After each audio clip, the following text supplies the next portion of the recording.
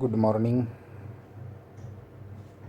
सभी को। Good morning. आज एक बहुत ही बेहतरीन टॉपिक पे बात करेंगे और प्राइस एक्शन और प्राइस बिहेवियर के बारे में अच्छे से समझ लेंगे। तो ये एक स्टॉक का चार्ट है। मान लो कोई भी हो, स्टॉक से कोई नहीं, प्राइस को समझना है बस। प्राइस यूनिवर्सल होता है हर एक चीज़। तो ये सपोर्ट और रेजिस्टेंस के बारे में मैं फर्स्ट कंफर्म कर देता हूँ।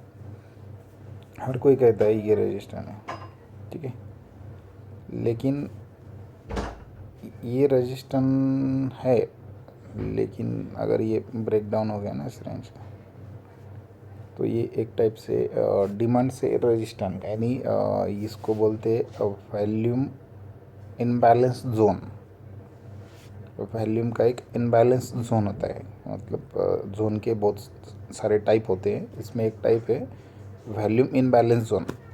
ये आपको 1 मिनट में भी दिखेगा और सारे टाइम फ्रेम में भी दिखेगा, इसकी कोई बात नहीं है। इसको बोलते हैं वॉल्यूम इनबैलेंस जोन, जिसको हम TRS कहते हैं। सिंपल से उसको TRS समझते हैं, ठीक है।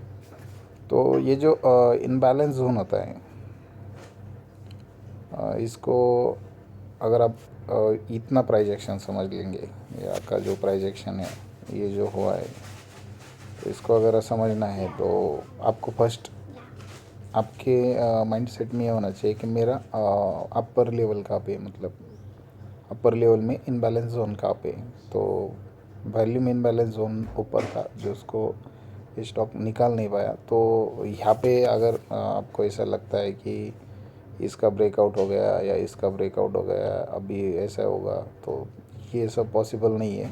प्राइस को समझना बहुत ज़रूरी है, और उसके समझने बगैर आप उसमें ट्रेड नहीं कर सकते। और ट्रेड करने का तो सिंपल सा लॉजिक है कि मार्केट इतना सिंपल है कि बहुत ही सिंपल है, बस उसको समझना और समझ के काम करना, इट्स वेरी इम्पोर्टेंट।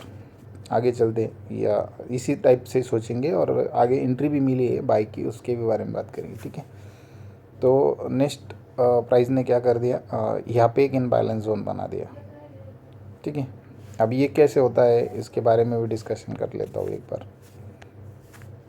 अभी 125 मिनट का टाइम फ्रेम है। इसको हाइड इसलिए नहीं कर रहा हूँ क्योंकि मेरा वो ये नहीं है, ठीक है, कर लेता हूँ, कोई बात नहीं। ये एक सपोर्ट की तरह रिएक्ट कर रहा था, और ये एक राउंड लेवल थी 400 की, नहीं 400 रुपये की एक राउंड लेवल थी। और यहाँ पे बार बार प्राइस ने सपोर्ट क्रिएट किया रहा था, मतलब यहाँ पे एक वॉल्यूम का अच्छा खासा सपोर्ट था, लोगों के स्टॉप लॉस था।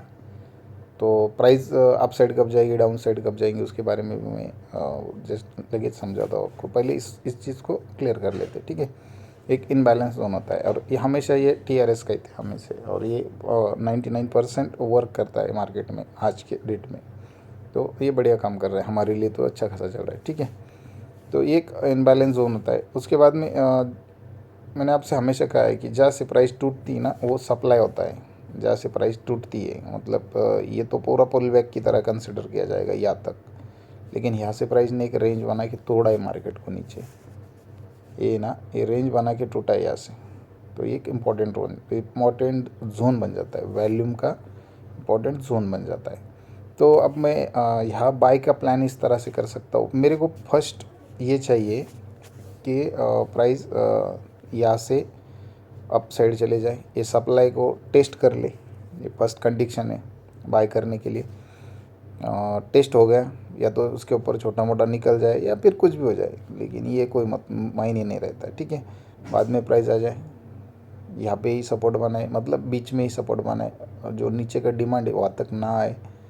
बाद में आप हाई निकाले नहीं निकाले, उससे मेरे को कोई मतलब नहीं। डबल टॉप हो जाए, उससे कोई मतलब नहीं।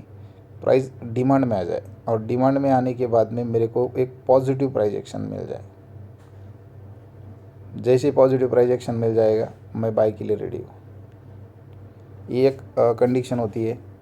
दूसरी कंडीशन होती है कि प्राइस सीधे आ जाती है और आपके सप्लाई को तोड़ देती है, और उसको डिमांड बनाती है, और प्राइस ऊपर चली जाती है।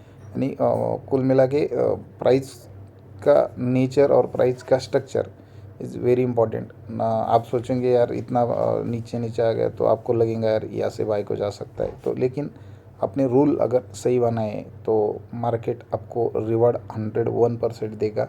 बस आपको रूल अच्छी तरह से फॉलो करने, ठीक है। ये फर्स्ट रूल था।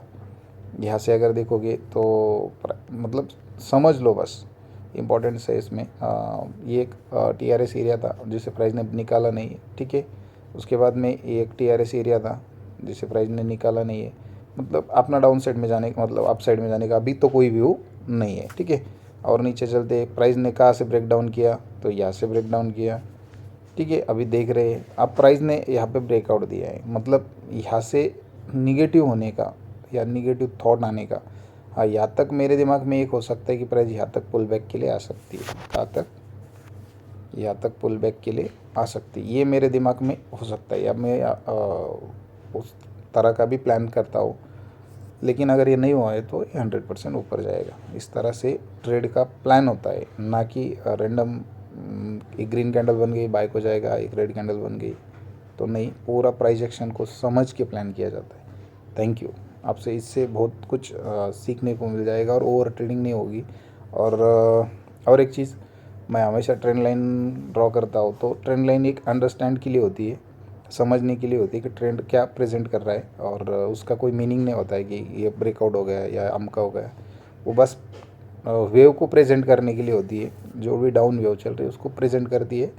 और हॉरिजॉन्टल लाइन का भी कुछ ऐसा फिक्स फार्मूला नहीं है कि इसके ऊपर कैंडल आ गई क्लोज हो गई तो बाई करना है। तो ना हाई लो पे बाई सेल करना है, ना ब्रेकआउट ब्रेकडाउन पे, वो अलग मेथड है। Thank you.